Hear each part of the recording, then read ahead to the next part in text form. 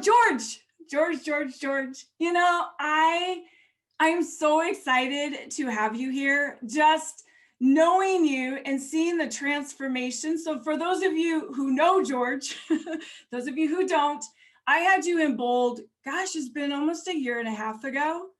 And just watching where you were then to where you are now, just not just in your leadership abilities, just leveling up your physical appearance, the discipline, the just tenacity, the consistency in every area of your life has been so inspiring. And, you know, looking at, knowing that you're part of the HR world, the human relationships, the human resources, I'll never forget someone said, you know, when it comes to HR, sometimes we forget to put the human relation, the connection into it. And that's one thing that I know that you do well. And so before we dive in, just what I'd like you to do is introduce yourself and share a little bit about you. Yeah, thanks, Mary. Super kind. I mean, I think this year's been one for everybody, and it's been one for me too. But for certain, the year and a half's been crazy. Like you said, you know, George Kohrmann, and I like to consider myself a people professional, right? I've been professionally in, you know, for most, if not all, of my professional career in some sort of human resources, or what, you know, many places we're now transitioning, right, to the people team or people development, and I'm thrilled to be in these positions, right? You know, we'll talk today a little bit about, I find it to be an honor, right? To be in a position where I get to affect positive change in so many people's lives, right? Our professional lives, I think it stems to personal lives. I think like most, I fell into roles like this. I think about 90% of human resources or people professionals that I work with today or have worked with in the past, we find ourselves in these roles. I know for me, you know, my formal education was in education, right? I knew I wanted to work with people. I was, you know, heading down the you know, the quick path of, you know, teaching in a high school, right? You know, I was heading there, and while it doesn't exactly make book sense, right, of educator, human resources professional, what it turned out to be was that I was interested in what I could do for people. And it wasn't until I got to work in this industry that I knew that's where I wanted to be. So how did you fall into it? Yeah, I think that we all have an interaction, whether it's in our first jobs, our first careers, our first professional roles. You get an eye. People are observant, right? I think just as anybody else, you know, joining my first larger companies for the first time, I was intrigued. How did these people get here? I was involved, right? You get interviewed for a job, you get brought on, you get, you know, your first performance review, you get your first performance appraisal, your first evaluation, and then outside of those processes, you also interact with stellar colleagues and coworkers, great leaders. And then on the flip side, you interact with people, oh, they're not doing so well, or that leader is not the best leader. And for me, the observation was quick. Oh, well, both in the positive and the not so positive, there's certain individuals involved. And, you know, that piques my interest. Well, why is human resources or a people team involved in that? Where's their place in that? I'm interested in that. You know, it's not all bad, you know, even though sometimes that's the stigma, right? You know, HR, I don't want to talk to HR, or I'm scared, you know, scared of those people or whatnot. And so I think those interactions were what piqued my interest.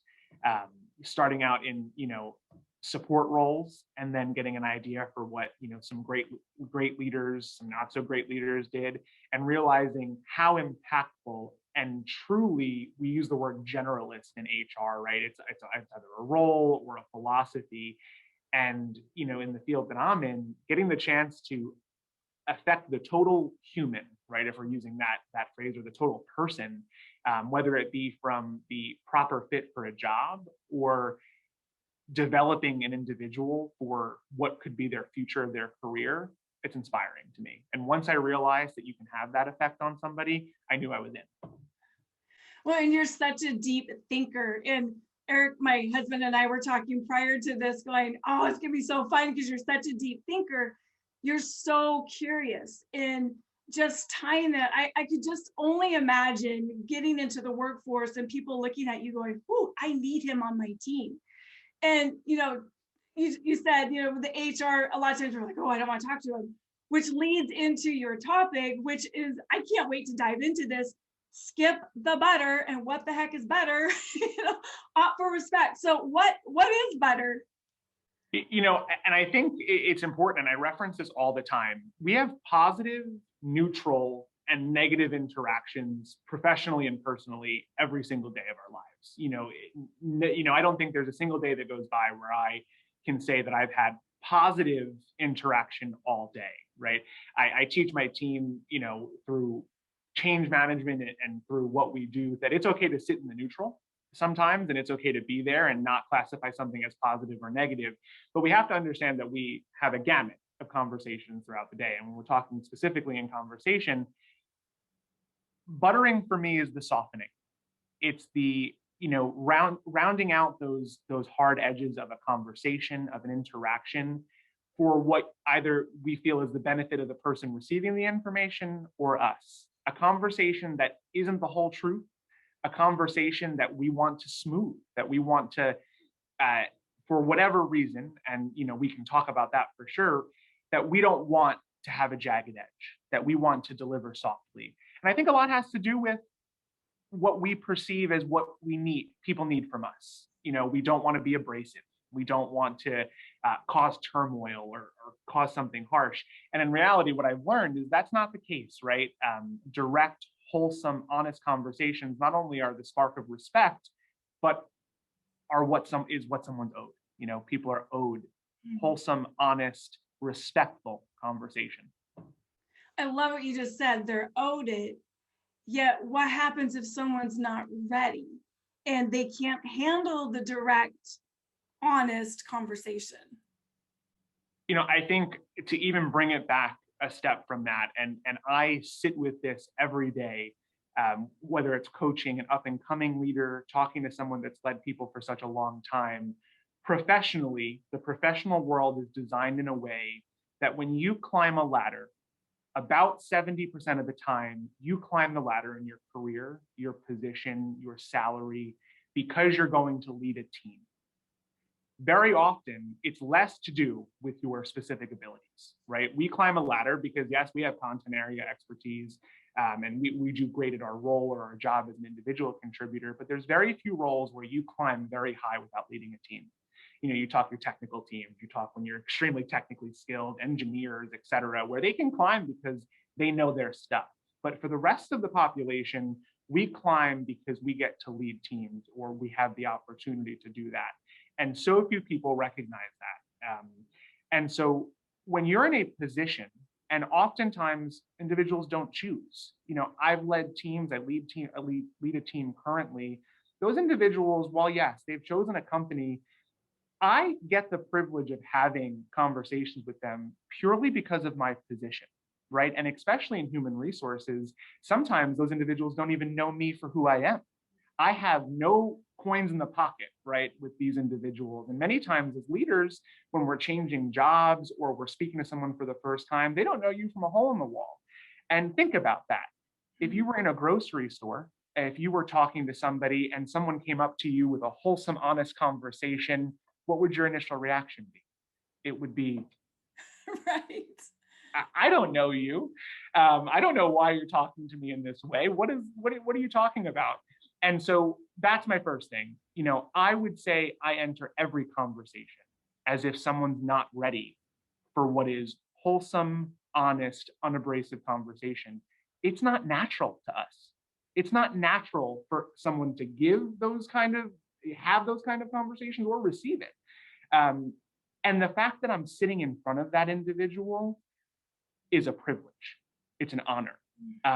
And just because somebody, right, a CEO, an executive put me in this position doesn't mean this individual I'm having the conversation with needs to know that I'm worthy enough to give this feedback or conversation to them. So I think it starts with preparation, right? First of all, the self-realization that I need to at least garner some respect from this individual, make my intentions known, right? Hey, we're going to have a conversation today, and it might be a little bit honest, right? A little bit more honest than you're used to, We're going to have a conversation and we're going to talk. This is why I'm a part of this conversation. So, hey, you know me, this is my title, right? We love titles in the workplace, right? I joke sometimes, I say, I could be the chief schmuckety schmuck, right? But at the end of the day, I'm a human. And so I'll say, this is why I'm involved here. My role in this conversation is this. Usually it surrounds upon helping the individual, right? I'm here because we need to clarify. I'm here because we need to give feedback. Once I've established that and I've established my intention, we can move into a conversation. After the bulk of that conversation is had, as the leader having the conversation, I believe it's my job to then circle back to the feelings I know that individual is having. So I say, before I'm going to give you the chance to talk and open up to what we've discussed today, I want you to know that I believe you might be uncomfortable from the conversation we had, and that's okay, right? Because this isn't an easy conversation, and I don't want you to think it is. And number two, I want you to know that my intentions continue to be true here. So you can come back to me honestly, just as candid I was with you today, you can respond candidly, and we're going to have an open dialogue. So I think getting the coins in the pocket, and sometimes quicker than we'd like to, right? We don't have a lot of time to gain that respect. And then circling back and acknowledging the feelings is super important. So would you explain to people, because they might not know the term coins in the pocket, what that means? Yeah, I think the biggest thing for me is, and the way I think about it, honestly, and I think every day through feelings, right? What do I feel? And I mentioned the grocery store analogy. Coins in the pocket is the currency that I'm giving to an individual. I am going to pay for their time, is how I think of it. I'm going to pay for their respect. I'm going to pay for their attention. I talk to my team, I talk to leaders, I talk to anyone in my personal life. I think time's a gift. Whether or not we're compensating an individual to be here because they work for us, whether or not it's a cashier at the grocery store, time's a gift. So I consider it, I need to give them something from me to them, a coin.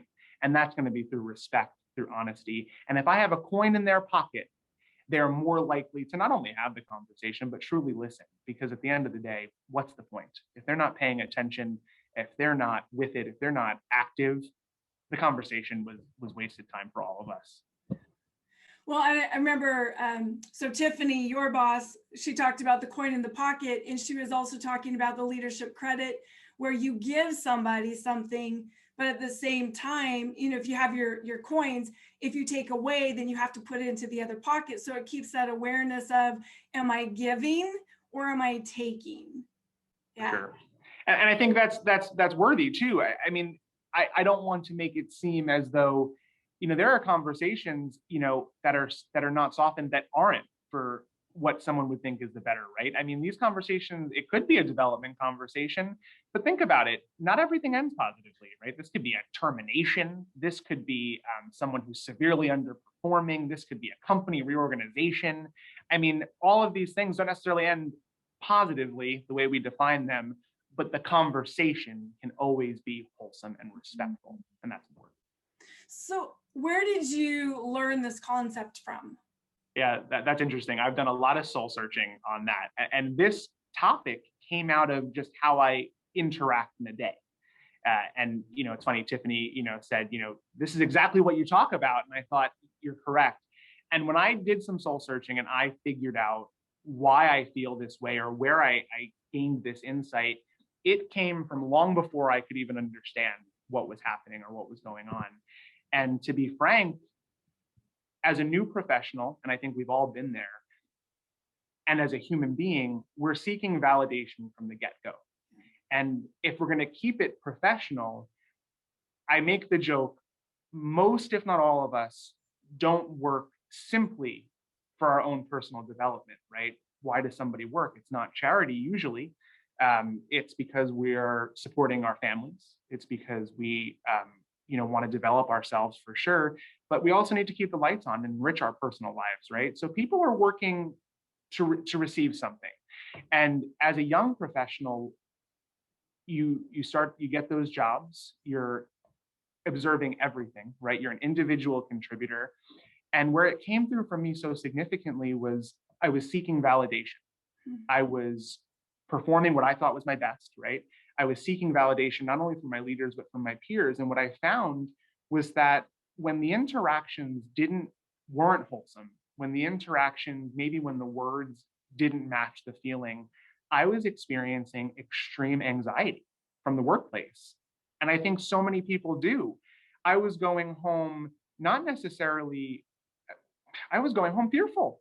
I was saying, do I have a job? Did they like what I did today? These individuals, as leaders and as we grow in our professional lives, it cannot be taken for granted that leaders have your livelihood in their hands.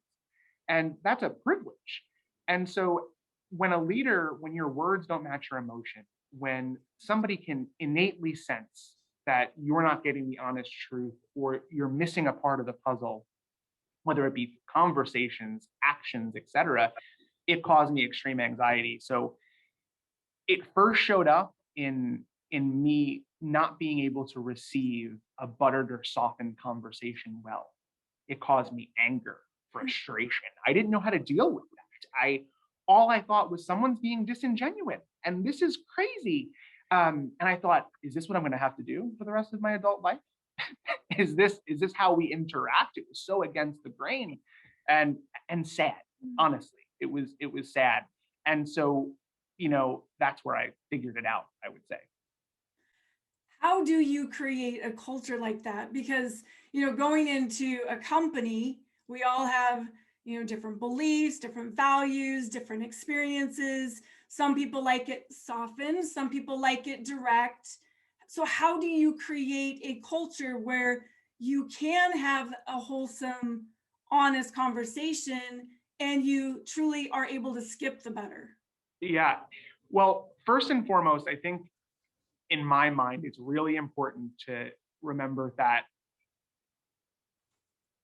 a softened conversation is not necessarily an incorrect conversation as we know it. I can observe a conversation that somebody has with a peer, a subordinate, a colleague, etc., and their words are 100% accurate, possibly even out of a business textbook. It doesn't mean, though, that it's going to garner the result they're looking for, right? Because when something's disingenuous, there's a lack of trust. There's a lack of, it lacks the connection. And that B, it starts with your own personal choices. And I think what it started for me was to create a culture. And I think everyone has a hand in the culture, right? It's what you accept as an individual contributor, sometimes even more than what your managers accept, right? And for me, it was learning how in a non-leadership position, I was going to change that. I have no authority. I don't have any coins in my pocket. I'm a new professional. Nobody really thinks that I know what's going on, right? And so it was first, how do I change how I interact? And what do I have to do to get a different type of conversation from my peers, from my leaders? And that was where it started for me. And I think that's where it starts for everybody. I can't stand in a meeting and say, our culture is now not softened. They'll go, Right. You're insane. What does that mean? And especially for leaders that have been doing it for a long time. So it starts with yourself. It starts with how do you combat when you're on the receiving end of something that's not genuine, wholesome, and what I translate to ultimately disrespectful. I think about it's the heart and the head. So what you said, it's textbook. I know the answer. I know what to do, but the heart isn't there. And you have to, I believe as a leader, you have to be able to lead with your heart. It is the emotional connection. It's the authenticity. And, as you were talking, Brene Brown, she talks about vulnerability, right? And this really, I believe, is what the conversation is, what you're alluding to, is the willingness to be vulnerable, to be brave, to have the courage, to be able to go, okay, let's have a real conversation. But you know what? I see you, because every single person, they need to know that they're valued, just like you were saying. They want to be seen, they want to be heard, they want to know that they give something, that they provide something. And having feedback, especially coming from an HR, it's like, whoa, what did I do wrong? Right? It's the pucker effect. Like, what's wrong with me? Yep. Yeah, and you talk about Brene Brown. I mean, one of the things that I take away and talks on vulnerability, but for Brene Brown, in a research perspective, where it's a little bit less on feelings and more about the research on the feelings, it's the fear of disconnection. And Brene Brown talks a lot about that we have an innate desire to feel connected. And what's interesting is that, we talk about textbook conversation as a leader or as as whoever you are. You have a buttered conversation, a softened conversation. That person is expecting you to reciprocate the softening. Mm. They're not if they're going to smooth the edges, if they're going to have a textbook conversation, they're expecting and honestly hoping that you're also going to soften, right? That you're not going to have emotion or vulnerability. And what that's creating, in my opinion, is a false connection to begin with.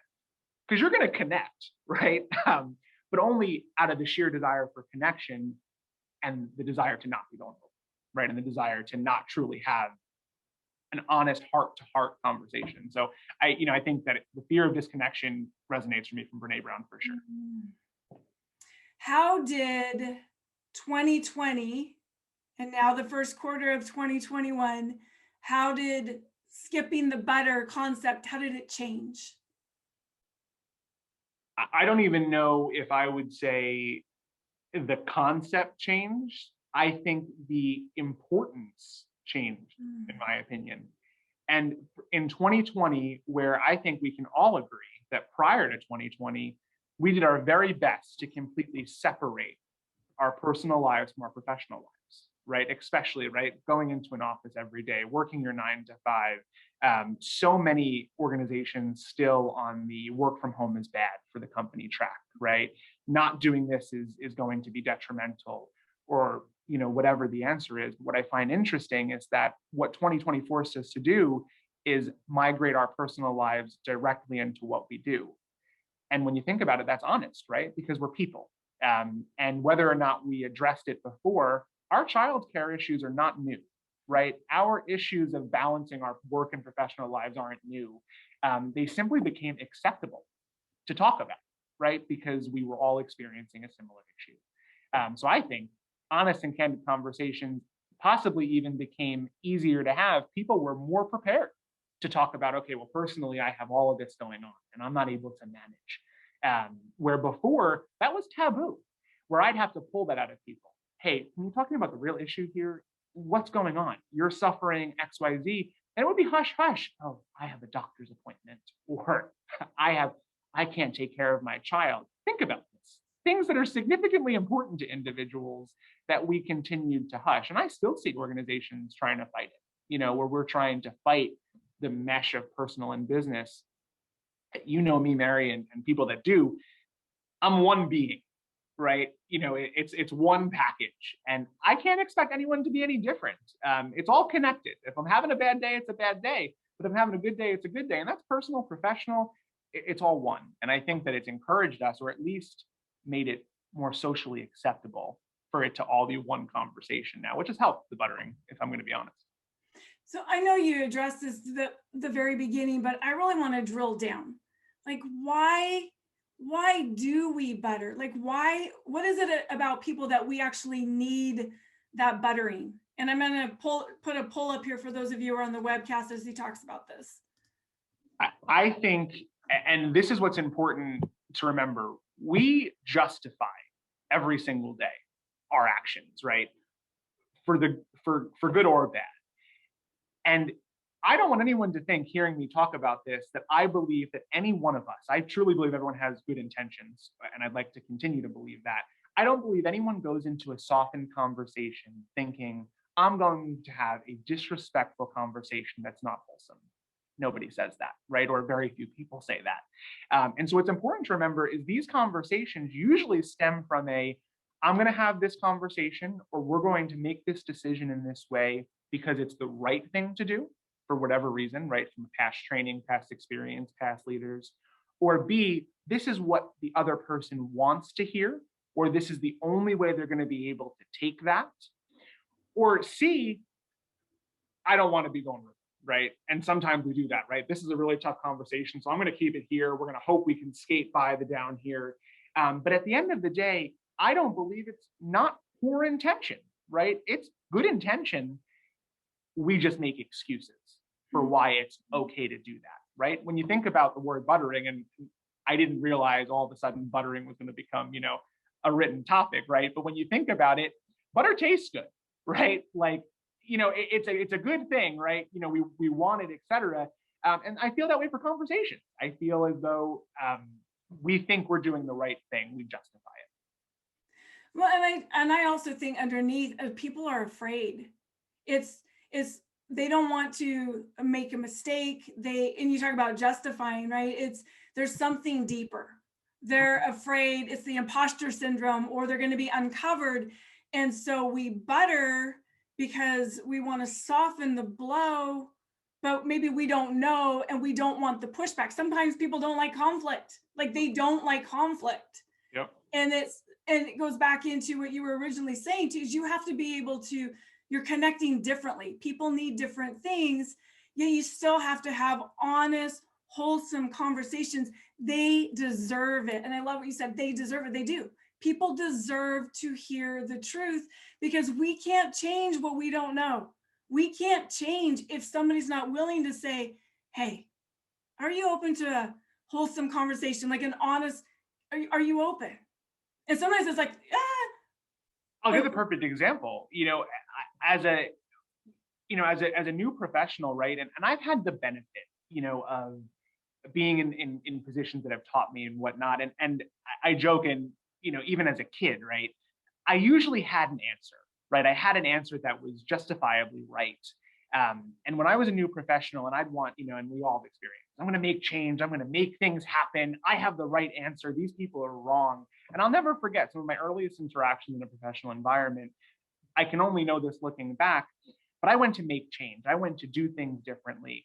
I know now my approach was wrong, right? I had no coins in anybody's pocket. I was this, I was that. No change was happening from me stampeding in there, right, to make these changes. And my leaders at that time, which they thought was the way to do it, and was good intentioned, it was a pat on the back. Not right now. Oh, that's nice. You're right, but no, right? So what did I hear? I heard they think I'm right, but they're not interested in this. I'm confused. I don't know. Where in reality, the wholesome conversation was, George, hey, you're new to the environment. Your approach is wrong. And I can help you learn the approach, and I can teach you a couple things, but it's not the right time to execute this right now. And here's what we're going to need to do that. Even if they had said to me, George, you're on fire, you're racing at 5 million miles a minute, it feels horrible to everyone that you're talking to, at least I would have known where I stood, right? But instead, I was confused. And that's a good example, right? Is that, it shows up in every way, even though they thought, when they went back and talked to their significant other night, they said, oh, that George, he's going to do great in the future, right? But he doesn't even understand now, rather than having that conversation with me. So knowing you, and knowing you like direct conversation, yet also knowing human behavior, sometimes it doesn't feel well. It doesn't feel good, right? So what happens when someone gives you that honest conversation that you're like, oh, I wasn't expecting that? How do you deal with that? Yeah. Perfect example is, it's well, you deserve this, George. When you're the proponent of direct, honest conversation, which I try to be, right? But you're right, it's hard to hear. And my biggest takeaway is this is how people feel when I have honest conversations and direct conversations with them. Is always, no matter how much I want it, and I would tell you a million times over, and I believe this, I want it direct, I want to hear what you have to say. There is a sting every time. As you say, it's human behavior. And that's number one in preparing someone to have that conversation with you. So feeling that sting every time is important, and embracing it. I'm happy to say it. That stings, right? Tiffany and I speak now, and a couple of questions, because we have the coins in the pocket, right? A couple of questions we ask: are you ready for this? And do you want this right now? Are you prepared to receive it? And do you want to rebut right now, or do you want to just sit with it? Because it stings, right? And especially when you in interactions with people, once you've built these relationships and they know the kind of conversations you have, then you get to have a little bit more fun with it, right? I'm not going to respond to you right now because the sting is hard, right? And almost 100% of the time, it's a circle back. It's a, hey, I thought about this. I have a rebuttal to this. I have a question to this. I completely agree with you on 2, 3, and 4. And thank you for that. And that was fun. And we now consider it people that I have these interactions with banter, right? Like we're going back and forth, we're sparring. And that's great. That feels amazing when it's over. You know exactly where you stand. I want to point out though, Mary, you talk about, I like direct conversations. And it's true. Some people prefer them or think they prefer them. What's important for me to say is, in my philosophy anyway, is I don't think anybody deserves an indirect conversation. So even though we like them or don't like them, I believe that nobody deserves indirect conversation. So it's about preparing them for it. But we deserve the truth, period. Yeah, right. 100% of the time. Yeah. I love one of the comments is giving yourself permission, not having to respond is powerful. Yeah. Yeah. No, I think that is powerful, right? And also not human behavior natural. All you want to do is rebut and respond. And Mary, I mean, I've done work with you specifically through this, right? Like, and bold graduates, will say, thank you for the feedback. And that hurt, but thank you for the feedback. Right. And we know, right? It's colloquial, right? We think, thank you for the feedback. Oh, appreciate that. And I'll appreciate it more later for sure. Yeah. When you're talking about the culture and giving us examples of what just happened with interaction, it really creates what you really need is that psychological safety. And in order to ever have a real conversation, trust has to be paramount. I believe that 100%. And there are companies or people who are on here that they might not have that culture. So instead of just jumping in and skipping the butter, what would they have to work on first? Yeah, I think the intentions are first. Psychological safety, we innately sense that. And to say that I've always been in an organization, or I don't even think, and this is, a rough statement, I don't think I've ever been in an organization that was 100, I don't think there is one that's 100% prepared for conversations that are wholesome, direct. It's not natural, and it relies so much on the individuals having the conversation. So what I think is important is aligning, and if you're senior enough, or if you're not an individual contributor, you can align the overall intention. I spend a lot of time doing that, now and I use privilege a lot, but I feel that way. I'm only in the position I'm in, which is, growth and promotion and whatnot, on behalf of others. There wouldn't be a position of anything had there not be other people. So when I speak candidly to my peers, right, to my leaders, whether it be my own leader, cross-functional leaders, et cetera, and they know me, right, a couple coins in the pocket, I'm speaking and I'm saying things like, hey, I want to bring to your attention that while that sounds great, the intentions don't match. And they're going to feel that out from us right away. So clarifying intentions, clarifying the why is extremely important. And that's how you start to be able to prepare individuals. We as people can sense in a heartbeat when there's something missing. And that starts with your intentions. Why are we making this decision? What's in it for me? What's in it for the organization? And are they genuine? And it starts, before the conversation's even had. And I think that's where we start, is clear intentions and not softening anything. There was a book that I read years ago called Fierce Conversations, and she talks about drilling down, and it's the work prior to having the conversation. It's, gathering data, understanding. So do you do that when you know that I get to go have this real conversation? What's your prep? What do you do prior? Yeah, I think the prep is understanding you want to be ready for a conversation where you've held up your end of the bargain, right? I know so many professionals that, it's a time on their calendar. They need to handle this, whatever the ominous this is, forgetting the fact that we have to show up with a full understanding of what we're talking about, and that we have to show up understanding the other person's point of view. I know in my past and even current HR colleagues, we can do performance related conversations all day, right? And for all intents and purposes, I could probably show up to a performance related conversation on my calendar with no prep, look at the attachments and have a conversation. And most professionals can. And we do this as managers too. something's on my calendar for this. I haven't prepped for this. I don't understand. What we don't realize is by doing that, not preparing ourselves with all of the knowledge, we're not doing our job as a leader. It's inappropriate for us to show up as a half mediator of a situation to a conversation simply because we've had these types of conversations before. So I'll give it an example, right? You're showing up to a conversation about, a team member's day-to-day task load.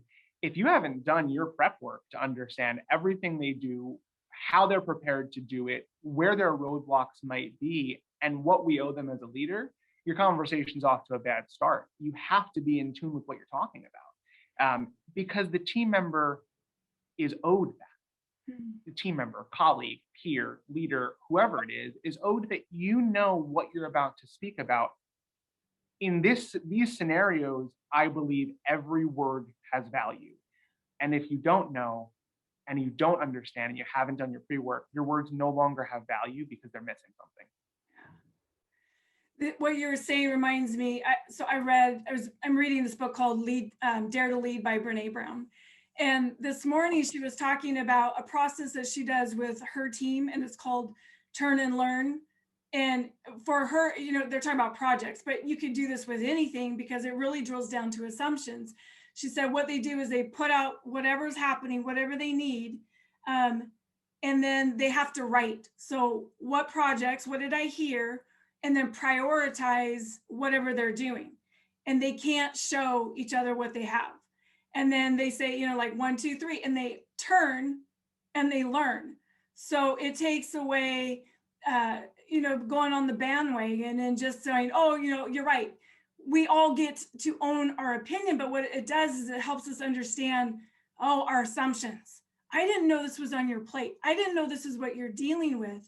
And I was just like, I love that process.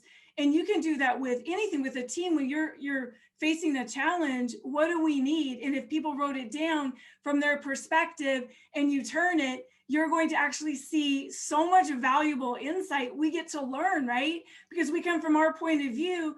But if we actually seek to understand, we can understand and have a different kind of conversation. I can't tell you, I spend such a majority of my work week with leaders that are having some sort of an issue, right? And sometimes we group them in team member issues, sometimes we group them in organizational design issues, sometimes in training issues, and I can't tell you how many times we go down a path, right, as a partner, as a business partner to a business unit where we say, hey, I want you to be aware there's most likely something you're missing here. It's very easy for us as leaders to go, well, they're not doing, or it's not working because X, Y, Z.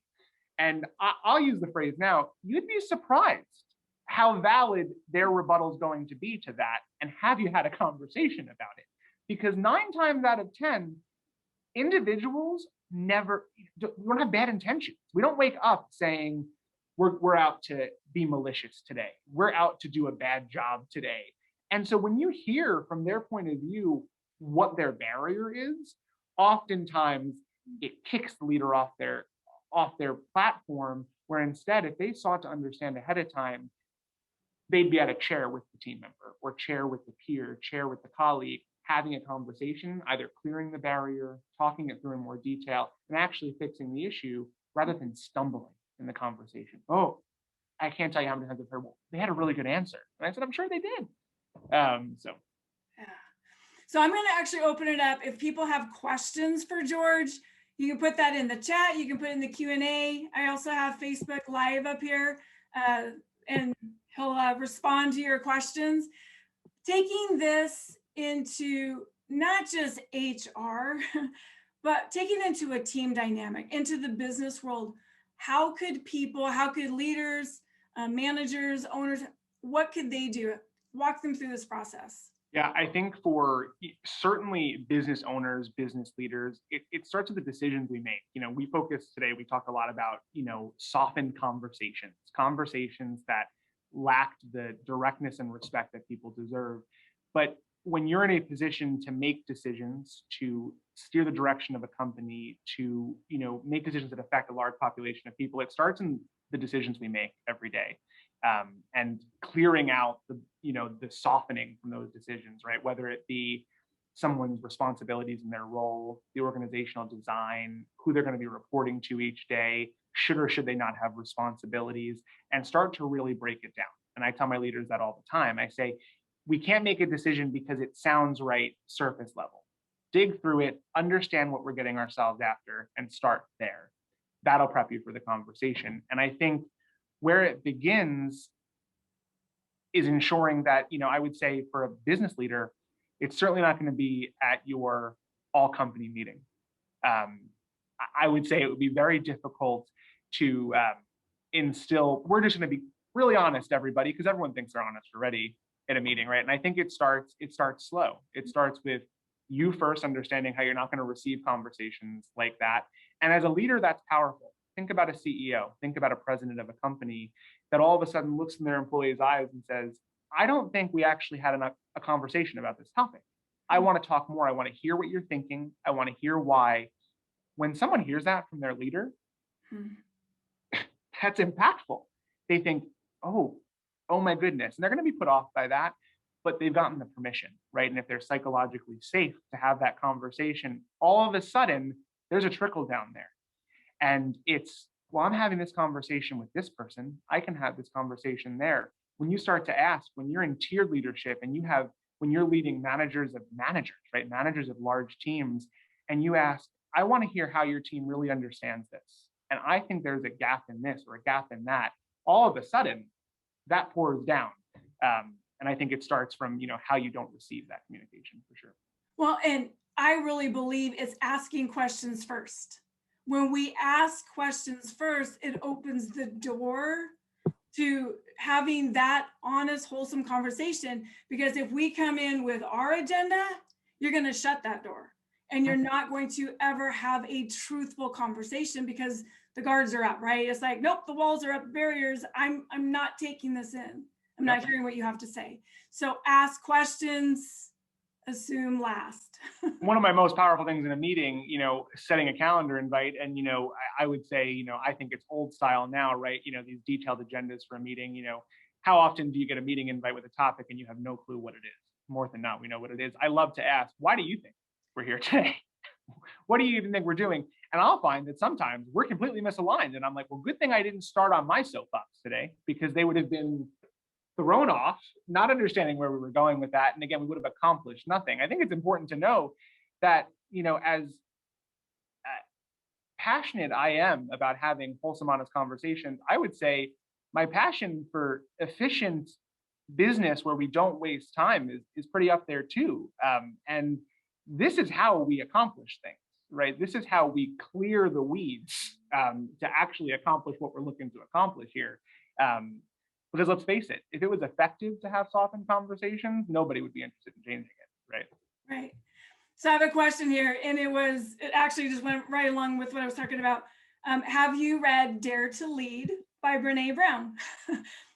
I have not, and it sparked my interest because I had seen through a different organization that I was with, I had seen one of Brené's talks on vulnerability, which plays so close to this. I have not, but it's so in line. And what I find interesting is that the research ties directly in, right? And where we talk about feelings and our business experience, the research and the methodology on this ties directly into that. And Brené even talks about, right, not even liking the result. That's not even, with her grain. And she said, and it surprised me. So no, I haven't. Right. Well, and I, Kirill, am actually reading it right now. And he said, so if so, what are your thoughts? Love her section on Rumbles, having the honest and direct conversations, which ties right along into what you're saying. So yeah, love the Rumbles. And that's the turn and learn. I absolutely want to bring that into our processes. Yeah, for sure. No doubt. Yeah. I have another question, and I'm going to just ask this for Kirill because he always asks it. What is your why? My why, and I think it evolves, first of all, but my why has always centered around that we cannot forget the position that we're in to make an effect on people's lives. We are only here for one life. And when you consider the amount of time, and just speaking professionally, so many leaders, so many peers, so many colleagues I believe, truly don't respect the impact. Your words have value, the way we speak have value, and it can turn someone's day upside down. It can turn someone's life upside down, depending on their job or their position. And we forget that all too often. My why is honestly about making sure that as many individuals as I can impact, right, whether it be through myself, direct, or somebody else, that we don't make a negative impact, because I don't believe I have the right to negatively impact individuals' lives. And I don't think anybody does. And we forget that. We pretend because we have a title. We think because it's our job, it's our role. It is not something that I'm permitted to do to disrespect somebody or make a negative impact. So my why is honestly making a positive impact and just understanding the brevity of the positions we hold every day. And I take that, true, Mary, I take that, in front of a cashier. I'm not going to be on my phone in front of you. You're going to get my genuine eye contact, because you have the power just by interaction to affect somebody. And how dare I affect somebody negatively? So. I love that. Ashley asks, how do you turn a conversation around? So if someone becomes defensive during a non-buttered conversation, do you have a go-to strategy? Yeah, I think that's a good question, because when you start to have these conversations, our natural reaction is defense. And at the end of the day, depending on your position in the conversation, it stems from a wholesome, respectful place. So if someone's not in a position to have that conversation, my go-to strategy 100% is to switch it off of that feedback. If someone's defensive to my feedback, it's a direct reflection on how I didn't prepare properly for that conversation.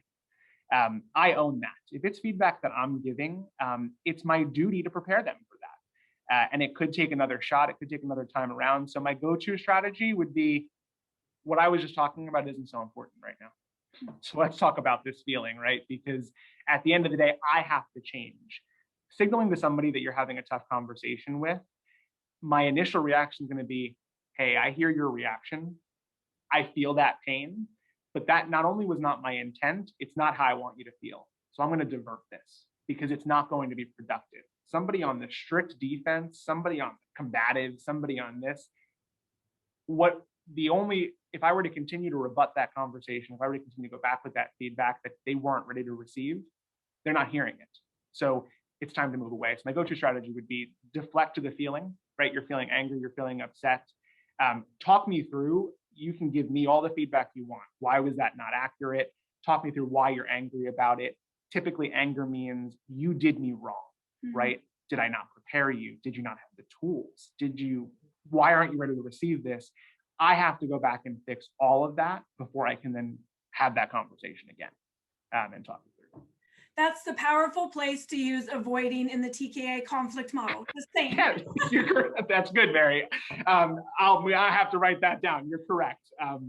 That is the good avoidance, because it's no longer the most important part of the conversation anymore. However, do you circle back? So you deflect, you figure that out. Do you come back and figure out how to have that conversation? Yeah, there's no choice, right? Because at the end of the day, specifically, we talk about leadership, right? And leadership now, at the end of the day, it's still my duty to ensure that whatever it was given and delivered. So it's certainly not an excuse now. It's simply more work on my end. And I say that all the time. Simply because someone is subordinate, works on my team, et cetera, doesn't mean that work relies on them. If I failed that, not only is it do I have to circle back, but that's my responsibility as a leader. Yeah, I love this. Great questions, great questions. So we have time for just a couple more if you have any. And in the meantime, I always put this off to, your final thoughts. This is your soapbox. So anything that you didn't cover, or the message that you just want to drill down. Yeah. Your time. I mean, when I think about, first of all, thanking anyone that's listened to this, right? Because again, I think time is valuable. And I think that, we get the opportunity to listen and learn from folks and disagree with some aspects and agree with others. And I think what is a universal truth, or what I would like to think is a universal truth, is that we would all prefer to interact, work, and be in a place where we're able to be 100% wholesome, right? And I use that word all the time, right? And if there's anything from what I've experienced, 100% of the time, through the uncomfortable moments, through the not being able to, think it's easy to have a conversation that's not honest and direct and open, try again. Recognize and point out when you're having conversations that are the quote unquote old style professional way to do it, where we're softening, where we're not getting to the root cause, and just know it comes from a place of respect, and start on the receiving end, because when you don't receive that, it's powerful. I think, I reference, service interaction so much because I think it's the same exact premise. We can all think of a scenario where we went to a store or did something that, was unpleasant. Somebody was rude. Somebody rolled their eyes at us. Somebody wasn't pleasant. Practice turning that conversation around. You'd be surprised how quickly you can get a coin in a service professional's pocket and turn around their eye roll to a smile and a laugh. Make it a game, right? And all of a sudden that game has turned into making positive change on the world. Eye contact. How are you doing? Oh, I see your line is really long. All of a sudden, a glimmer in the eye, a smile, a joke, a laugh. And you might have just practiced, right? You might have just gotten yourself prepared to have more wholesome interaction, but at the end of the day, you've positively affected somebody. And that's the goal, right? That's the purpose. So I have another question. How do you turn it around when you're on the receiving end of a buttered conversation? Great question. For sure. And I think that the hardest conversation to turn around are when someone's really on the platform, right? We've all been in a conversation. It's talking down, you're there, you're receiving it. I think the first thing that my recommendation would be to throw it right into the vulnerability perspective. I want to share that I feel X or Y. I feel something personal. I feel uncomfortable. I feel as though I don't know how to turn this situation around. Because think about it, when you're on the end of a buttered conversation, you don't have all the details. More often, I find that team members through these conversations don't have a true understanding. They either don't have a true understanding of what they're hearing. They don't have a true understanding of how I can truly make this person happy, right? This quote unquote manager, vice president, director, what have you. And so it's an immediate permission for you to state how this conversation is happening for you. Always respectful, always understanding this person's not ready for this. This person's having a buttered conversation because they don't know, or they don't yet know the importance of being vulnerable or being honest. So it's an immediate, I am not clear and I want to be, because I want nothing more than to turn this around the right way. Can you help me with that, right? Can you assist? Can you help me clarify? Can you help me not feel this way? And this is what I'm prepared to do, right? I am prepared to do this. I am prepared to do this, but I don't know where to take that stance right now. Where so often, you're getting talked at or talked to or talked in a buttered conversation, and you'll go, okay, well, I can do this, this, and this. Is this okay? Instead of saying, I'm going to take a step back and I don't know how I feel. I don't know what to translate from this conversation. And you'll find someone's face will go, oh, and they will pause. They will pause because it would be a rare circumstance for someone to come back and say, you can't feel that way, right? You need to make sure you're empowered to say, hey, I'm feeling this way and I need some help, right? We avoid phrases like you need to, or you're this person and you should, right? Understand what would put you on the defense. Keep it to yourself. I am feeling, I need your assistance. I value your input. I want to hear it from you, but I'm not hearing it. Even in those situations, you have to know that you have to be respectful to them and know that it's going to sting them. So. I just had a conversation that happened and it was buttered, right? It was actually, there was avoidance and it's buttered. And I put myself in their shoes and my response was, I just respect where you're at. I understand. And I'm just asking that you shoot straight with me, because when you shoot straight with me, I know what to expect. So it goes back into truth, right? Because if we don't know and we're told one thing or we're told another thing, then we assume this is going to happen. And on the other side, someone is afraid to let us down. They're afraid to disappoint us, which is why we butter, right? And the response was, thank you so much. Just shoot straight. Let your yes be yes. Let your no be no. Right. Let me know exactly what you need and how to do it. And this whole thing that I take away is ask questions first. So whenever you're having the conversation, it is drilling down, ask questions, seek to understand. And when we do that, it sets us up to have those real conversations. And it's the vulnerability, the vulnerability, the place that we can be brave, where we can have the courage, where we can feel, where we can own it, but we stand in truth. No doubt, 100%. Yeah. Well, I just want to thank everyone. I'm going to put one last poll up here, just it's feedback.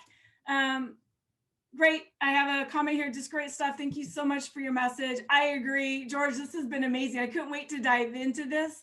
And I really believe it's something that we all need to hear, that it's a way to help remind us, to help teach us, to pick up those tools, because more than ever, where we're at, people deserve to hear the truth.